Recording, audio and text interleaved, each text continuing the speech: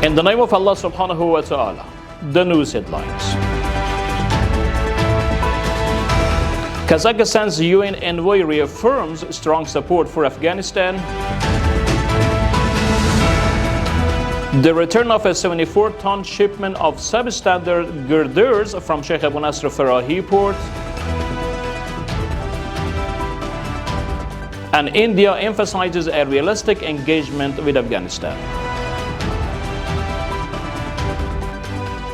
Welcome to today's news package. It's Thursday, the 20th of Jumada Thani 1447, the 20th of August 1404, and the 11th of December 2025. The news details.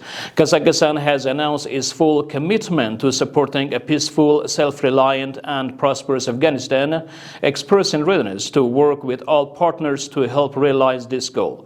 His Excellency Kairat Umarov, Kazakhstan Permanent Representative to the United Nations Security Council, emphasized the continuation of humanitarian assistance, expansion of trade and industrial cooperation, and support for small and medium-sized enterprises in Afghanistan. Based on His Excellency, Kazakhstan has allocated $500 million for the development of railway infrastructures aimed at facilitating Afghanistan access to seaports and global markets, an initiative expected to strengthen regional connectivity and enhance economic opportunities.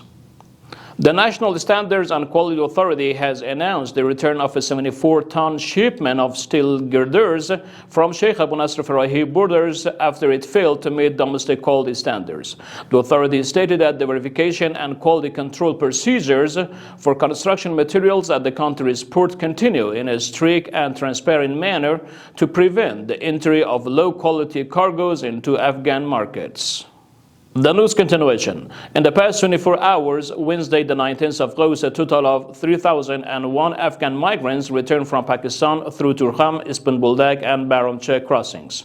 During the same period, 382 Afghan migrants also returned from Iran via Islamgale and Silk Road border points.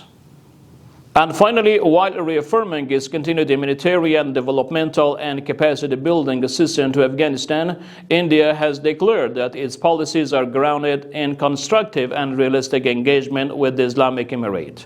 His Excellency Parwa Tanani Harish, India's permanent representative to the United Nations Security Council, stated that the deep historical and civilizational ties between the two nations continue to shape New Delhi's approach toward Afghanistan.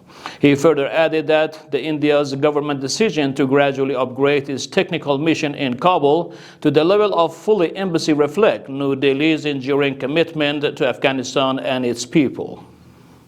That's the end of our news program. For further informative materials, you could track Urooj on social media and platforms.